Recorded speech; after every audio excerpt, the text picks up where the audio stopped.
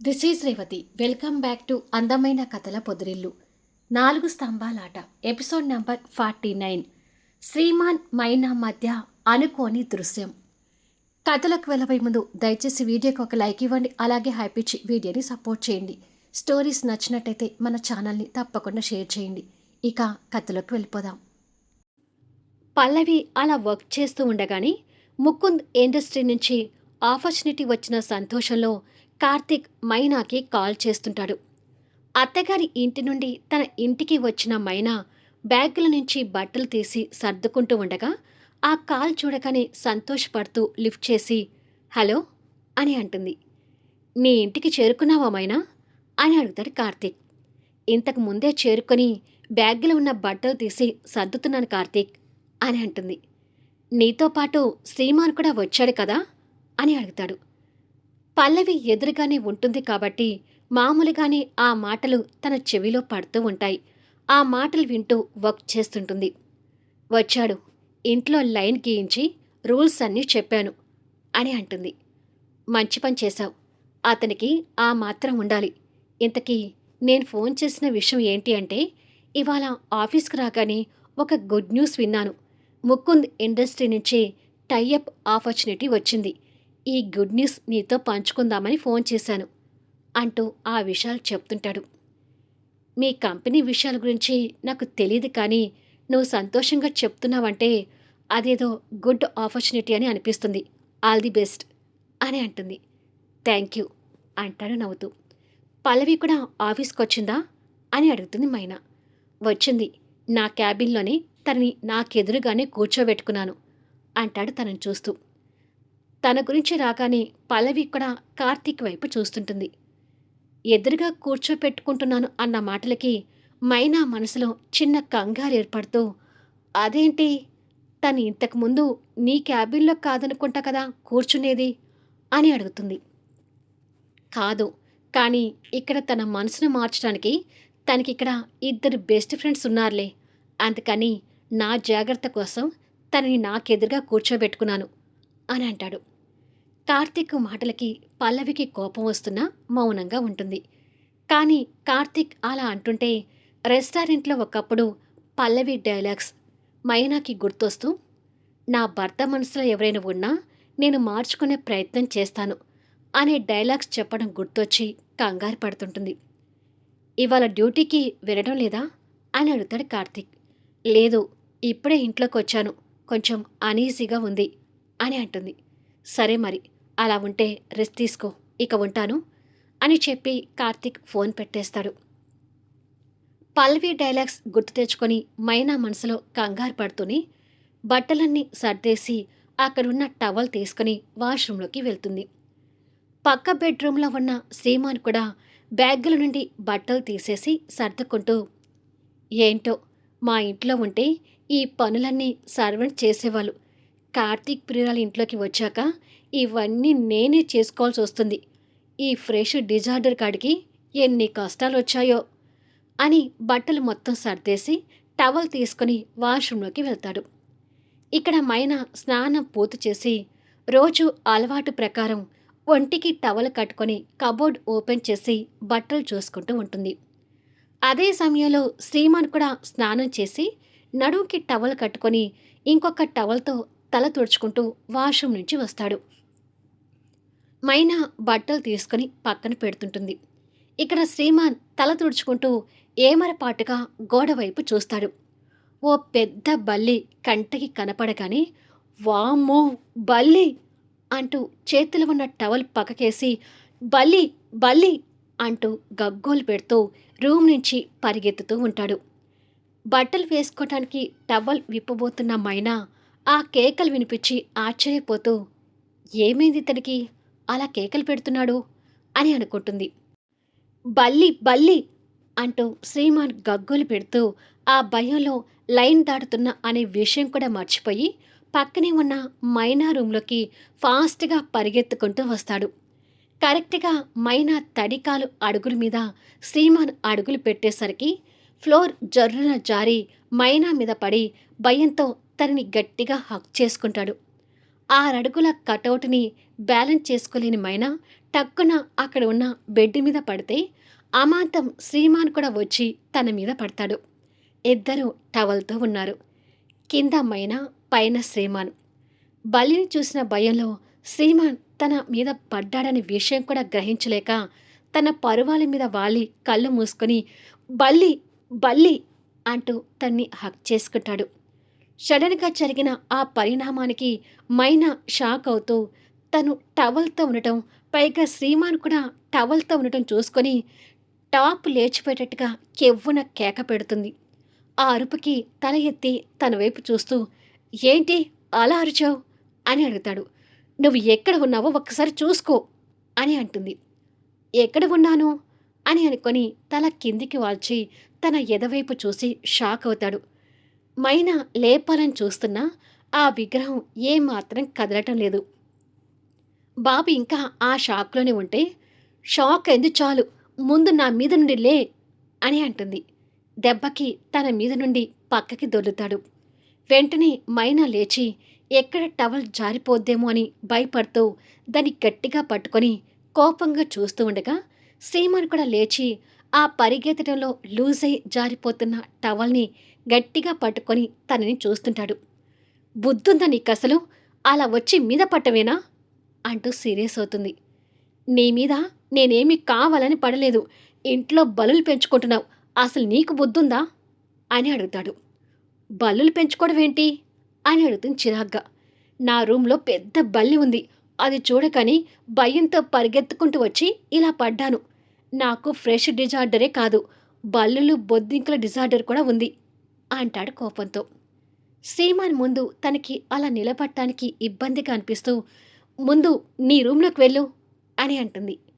ఆ బల్లి ఉండగా ఆ రూమ్లోకి అస్సలు వెళ్ళను అని అంటాడు. అబ్బా, నేను బట్టలు వేసుకుని వచ్చి నీ రూమ్లో ఆ బల్లులు వెలకొడతాను, ఫస్ట్ నువ్వు వెళ్ళు అని అంటుంది. లేదు, బల్లులు ఉన్న ఆ రూమ్లోకి వెళ్ళాలంటే నాకు భయంగా ఉంది అని అంటాడు. నీ రూమ్లోకి వెళ్ళకపోతే కనీసం హాల్లో ఉండు, నేను బట్టలు వేసుకుని వస్తాను అని అంటుంది. త్వరగా వస్తావు కదా అని భయంగా అడుగుతాడు. ముందు నువ్వు వెళ్తే నేను త్వరగానే వస్తాను అని చిరాగ్గా చెప్తుంది. సరే త్వరగా వచ్చేయి అని చెప్పి ఆ రూమ్ నుండి బయటకొచ్చి తనకు తానుగా చూసుకొని బాపోయ్, ఇంతసేపు షర్టు లేకుండా కార్తీక్ ప్రియురాలకి ఎదురుగా ఉన్నానా అని తిట్టుకుంటూ 2 చేతులతో ఒళ్ళు దాచుకుంటాడు. అబ్బబ్బా, చంపేస్తున్నాడు అని మైనా తిట్టుకుంటూ డోర్ బోల్ట్ పెట్టుకొని బట్టలు తీసి వేసుకుంటుంది. ఇక క్రికెట్ గ్రౌండ్లో చూద్దాం. కెప్టెన్గా ఆర్షా టీం ఓవర్స్ పూర్తి చేసుకుని 200 రన్స్ కొడతారు. కీర్తి కాలేజ్ వాళ్ళు ఆడే బౌలింగ్కి బ్రేక్ ఇస్తారు. ఆర్షా టీం బాగా ఆడినందుకు వాళ్ళ కాలేజ్ వాళ్ళు కూడా ఆనందంతో విజిల్స్ వేస్తుంటారు. కీర్తి కాలేజ్ టీం కాస్త డల్ అయి 200 పైన కొట్టి మనమే గెలవాలి అని అనుకుంటారు. ఆ కాలేజ్ టీం కెప్టెన్ ఆర్షా అయితే కీర్తి వాళ్ళ కాలేజ్కి టీం కెప్టెన్ రోహిత్. ఆర్షా భలే బ్యాటింగ్ చేశాడు, మన రోహిత్కి చెమటలు పట్టించాడు అని కీర్తి ఫ్రెండ్స్ ఆర్షా గురించి గొప్పగా చెప్పుకుంటూ ఉంటే కీర్తికి నచ్చడం లేదు. బ్రేక్ ఇవ్వడంతో గేమ్ చూస్తున్న వాళ్ళందరూ వెళ్ళిపోతుంటే అలా కీర్తి బ్యాచ్ కూడా వెళ్ళిపోతుంది. తనతో మాట్లాడాలని ఆర్షా చెమటలు తుడుచుకుంటూ దగ్గరికి వచ్చి హాయ్ కీర్తి అని అంటాడు. కీర్తి బదులివ్వకుండా ప్రౌడ్గా గుడ్లు తిప్పుతూ చూస్తూ ఉంటుంది. పక్కన ఫ్రెండ్స్ మాత్రం సంతోషపడుతూ మా కీర్తి నీకు తెలుసా ఆర్షా అని అడుగుతారు. బాగా తెలుసు అంటాడు ఆర్షా కీర్తిని చూస్తూ. మీరు వెళ్ళండి, నేను వస్తాను అంటుంది కీర్తి. కానీ వాళ్ళకి ఆర్షాతో మాట్లాడాలనిపించి ఉండాలనిపిస్తుంది. ఒక్క చూపు చూస్తుంది. దాంతో బాయ్ ఆర్షా అని ఇష్టం లేకపోయినా వెళ్తారు. అంతలో అక్కడికి రోహిత్ వస్తాడు. హాయ్ రోహిత్, చాలా బాగా ఆడావు, మన కాలేజ్ గెలవాలి అంటూ కీర్తి ఆర్షా ముందే రోహిత్కి షేక్ హ్యాండ్ ఇస్తుంది. ఎప్పుడు మాట కూడా మాట్లాడని కీర్తి అలా షేక్ హ్యాండ్ ఇస్తుంటే రోహిత్ షాక్ అవుతూ థ్యాంక్ యూ కీర్తి అని నవ్వుతూ చెప్తాడు. వాళ్ళిద్దరినీ ఆశ్చర్యంగా చూస్తూ మీరిద్దరూ ఫ్రెండ్సా అని అడుగుతాడు ఆర్షా. నిజానికి వాళ్ళిద్దరి మధ్య ఫ్రెండ్షిప్ కూడా లేదు. కానీ హర్ష ముందు కీర్తి ఓవర్ చేస్తూ ఫ్రెండ్స్ కాదు, రోహిత్ నా లవ్వర్ అని చెప్పి రోహిత్ షర్ట్ కాలర్ పట్టుకొని కాస్త దగ్గరికి గుంజుకుంటుంది. రోహిత్ గాలిలో తేలిపోతుంటే హర్ష తన అతి తెలివిని గమనిస్తూ ఉంటాడు. అంతలో కీర్తి కంటే తెల్లగా ఇంకా అందంగా ఉన్న నీతు అనే అమ్మాయి హర్ష పక్కకొచ్చి, హాయ్ హర్ష, మన కాలేజ్ కెప్టెన్గా నువ్వు భలే ఆడావు అంటూ హర్ష చేపట్టుకొని షేక్ హ్యాండ్ ఇస్తుంది. కీర్తి అది జలస్గా చూస్తూ, మీరిద్దరు ఫ్రెండ్సా అని అడుగుతుంది. కాదు, లవర్స్ అంటూ హర్ష తన భుజం చుట్టూ చేవేసి తనని దగ్గరికి గుంజుకుంటాడు. దాంతో కీర్తి మైండ్ బ్లాంక్ అయితే నీతు కళ్ళు 100 వోల్ట్స్ బల్బులా వెలిగిపోతుంటాయి. ఎందుకంటే నీతుకి ఆశ అంటే క్రష్ కాబట్టి. మైనా బట్టలు వేసుకుని శ్రీమాన్ రూంలోకి వచ్చి కోపంతో చిరాకు పడుతూ ఏదో ఒక విధంగా ఆ బల్లిని వెళ్ళగొట్టాలని చూస్తుంటుంది. ఇంకా టవల్తో ఉన్న శ్రీమాన్ మాత్రం బల్లి భయంతో రూమ్ బయట నిలబడి ఒళ్ళు దాచుకుంటూ తొంగి తొంగి చూస్తుంటాడు. కొద్దిసేపటికి మైనా ఆ బల్లిని ఏదో ఒక విధంగా విండో నుంచి బయటికి వెళ్ళగొట్టి, బల్లి పోయింది, ఇక రూమ్లోకి రావచ్చు అని అంటుంది. శ్రీమాన్ రూమ్లోకి వచ్చి మళ్ళీ ఒకసారి రూమ్ అంతా చెక్ చేసుకుని, అమ్మయ్యా బతికిచ్చావు అని అంటాడు. మైనా కోపంగా బయటికెళ్ళి కాసేపట్లో కలబంద మొక్కతో వచ్చి ఆ రూమ్లో వేలాడదీసి, ఇక బలులు రావులే, భయపడకు అని అంటుంది.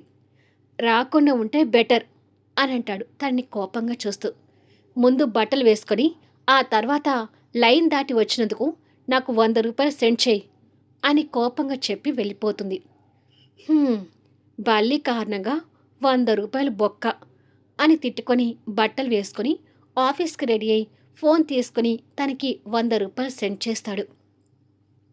ఈలోపుగా తండ్రి దగ్గర నుంచి ఫోన్ కాల్ వస్తున్నట్టుగా స్క్రీన్ మీద విలన్ కాలింగ్ అని పడుతుంటుంది. కోపంగానే లిఫ్ట్ చేసి హలో అని అంటాడు. ఇంకా ఆఫీస్కి రాలేదేంటి? లేటుగా ఆఫీస్కి వస్తే నీకొచ్చి 20,000 రూపాయలు కూడా కటింగ్లుంటాయి అని అంటాడు. అమ్మో, అంత మాట అనకండి, ఇంకొక అర్ధగంటలో ఆఫీస్లో ఉంటాను అని చెప్పి ఫోన్ పెట్టేసి టకటకా బయలుదేరుతాడు. కార్తిక్, పల్లవి క్యాబిన్లో వర్క్లో ఉండగా మేనేజర్ అనంత్ సంతోషంతో మళ్ళీ అక్కడికి వస్తాడు. ఏమైంది అనంత్, ముకుంద్ ఇండస్ట్రీ వాళ్ళకి మెయిల్ పెట్టావా అని అడుగుతాడు కార్తిక్. పెట్టాను సార్, మీకు వీలైతే ఇవాళ లంచ్ టైంలో రెస్టారెంట్లో కలుద్దామని రిప్లై ఇచ్చారు అని అంటాడు. ఈ రోజేనా అంటాడు కార్తిక్ సంతోషపడుతూ. అవును సార్, మీరు పల్లవి మేడం వస్తారని రిప్లై ఇవ్వమంటారా అని అడుగుతాడు. తనెందుకు, నేనొక్కడిని వెళ్తానులే అంటాడు కార్తిక్. అవును, నేనెందుకు అంటుంది పల్లవి మేనేజర్ వైపు చూస్తూ. అంటే పల్లవి మేడంకి కూడా కంపెనీ టైఅప్ విషయాలన్నీ తెలిసి ఉంటే కరెక్టే కదా సార్, అందుకే ఇద్దరు వెళ్ళి ఆ సార్ని మీట్ అవ్వండి అని చెప్తాడు. నిజమేలే, నా పిఏగా తనకి కూడా అన్ని విషయాలు తెలియాలి కదా అంటాడు కార్తిక్. అయితే ఇద్దరు వచ్చి కలుస్తారని మెయిల్కి రిప్లై ఇస్తాను సార్ అని చెప్పి వెళ్ళిపోతాడు. కానీ సార్, ఈ విషయాలన్నీ తర్వాత మీరు నాకు చెప్పొచ్చు కదా అంటుంది పల్లవి. దానికోసం మళ్ళీ స్పెషల్గా నీకు ఒక టైం కేటాయించాలా? ఏమీ వద్దు, నువ్వు కూడా నాతో పాటు వచ్చేయి అని సీరియస్గా చెప్తాడు. కొద్దిసేపటికి కార్తిక్ పల్లవిని తీసుకుని ముకుంద్ బుక్ చేసిన ఓ పెద్ద రెస్టారెంట్ ముందు కారు ఆపుతాడు. మళ్ళీ గ్రౌండ్లో క్రికెట్ స్టార్ట్ అవుతుంది. కీర్తి లవర్ అని చెప్పిన హుషారులో రోహిత్ తెగ ఆడుతుంటాడు. రోహిత్ తన లవర్ అని కీర్తి చెప్పగానే హర్షకి కూడా కడుపులో ఉడికిపోతూ రోహిత్ని ఓడించాలని చూస్తుంటాడు. ఇక కీర్తి వాళ్ళ బ్యాచ్కి కాస్త దూరంలో నీతు కూర్చుని ఉంటుంది. ఇప్పుడు కీర్తి గేమ్ చూడటం లేదు. తనకన్నా అందంగా ఉన్న నీతుని చూసి కుళ్ళుకుంటూ నీతు నా లవర్ అని హర్ష తన్ని దగ్గరకు గుంజుకొని చెప్పడం గుర్తు తెచ్చుకొని మండిపోతుంటుంది. ఇక నీతు అయితే ఆ సంతోషంలో భూమి మీద నిలబడటం లేదని చెప్పాలి. నవ్వుతూ కేరింతలు కొడుతుంటుంది. అది చూస్తున్న కీర్తికి చుక్కలు కనిపిస్తుంటాయి. ఇలా కొద్దిసేపటికి ఇక రోహిత్ కీర్తి ఇచ్చిన హుషారుతో ఎంతగా ఆడాలనుకున్నా అంతకంటే ఎక్కువ కసితో హర్ష ఆడుతున్నాడు కాబట్టి రోహిత్ వాళ్ళ టీం ఓడిపోయి హర్ష వాళ్ళ టీం గెలుస్తుంది. హర్ష టీం వాళ్ళందరూ హర్షని పైకెత్తుకొని అభినందిస్తుంటారు. హర్ష గెలవడం కూడా కీర్తికి నచ్చటం లేదు. హర్ష కోపంగా ఉన్న కీర్తి వైపు చూస్తూ ఇక చాలే నన్ను దింపండి అని అంటాడు. దాంతో హర్షని దింపి నీ వల్లే మన టీం గెలిచింది హర్ష, నిజంగా కెప్టెన్గా చాలా న్యాయం చేశావు అని ఫ్రెండ్స్ అంటూ ఉంటారు. ఓడిపోయినందుకు రోహిత్ మొహంలో నిరాశ ఉంటుంది.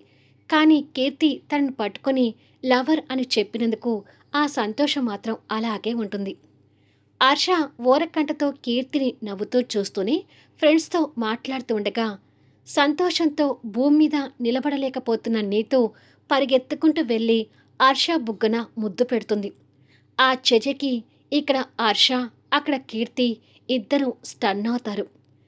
తన ముద్దు హర్షకి విరక్తిగా అనిపించి ఆ బుగ్గ తడుముకొని దేవుడా, ఇదేదో మా చావుకొచ్చినట్టుగా ఉందే అని అనుకుంటూ కీర్తి వైపు చూసేసరికి రోహిత్ నవ్వుతూ తనతో మాట్లాడటం హర్షకి కనిపిస్తుంది. అసలే నీతో అలా ముద్దు పెట్టిన మంటతో ఉన్న కీర్తి కూడా నవ్వుతూ రోహిత్తో క్లోజ్గా మాట్లాడుతూ ఉంటుంది. "హ్మ్" అంటూ హర్ష భారంగా నిట్టూర్పిస్తాడు. మళ్ళీ నెక్స్ట్ వీడియోలో కలుద్దాం. కార్తీక్ పల్లవికి ముకుందుతో మీటింగ్ ఎలా జరగనుంది? వాడి దుర్బుద్ధి పల్లవి పసికడుతుందా? కార్తీక్ కారణంగా ముకుందు నుంచి పల్లవికి ప్రాబ్లమ్స్ రానున్నాయా?